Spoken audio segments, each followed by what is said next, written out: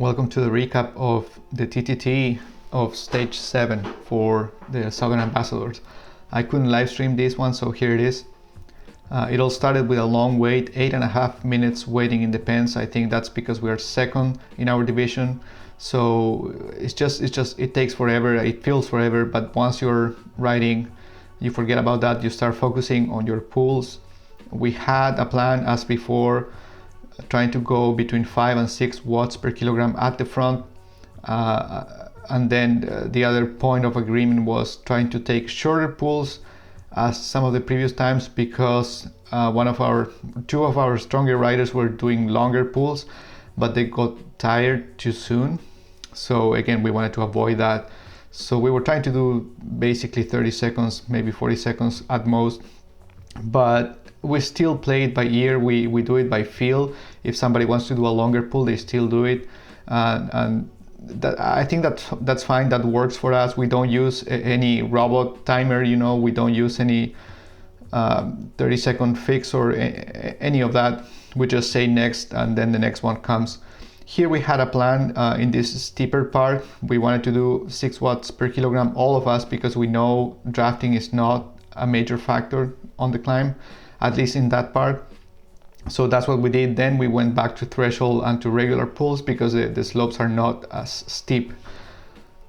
By this time, but by the end of the climb and all the way to the beginning of the desert, you can see that the team that's following us, they started 30 seconds after, but they are already 9 seconds behind us. And this is Finesse, the team that is first in the division. They are around 10 to 9 seconds behind us. So they were catching up, but here in the desert is where we started putting a lot more power, or that was the plan anyway. We were trying to do around 400 watts, around 6 watts per kilogram for each pull. And we knew we needed to do something like that to be able to stay in the second place of our general classification, team classification. So that's what we did, that's what we tried. And you can see here in the desert there's just a lot of strong pulls, and we are most of the time above 45 kilometers per hour.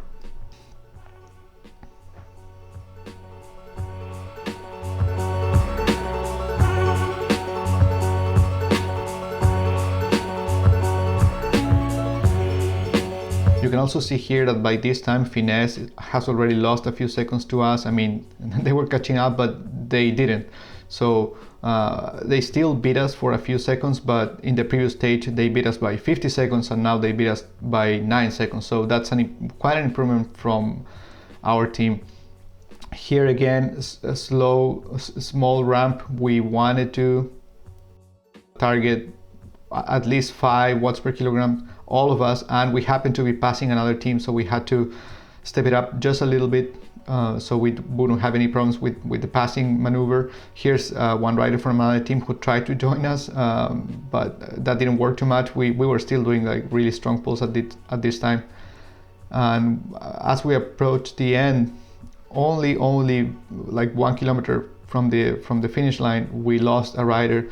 We didn't really lose him. It's just he realized, okay, we have 4 or 5 riders going to the line, so that's fine. I'm going to stay behind.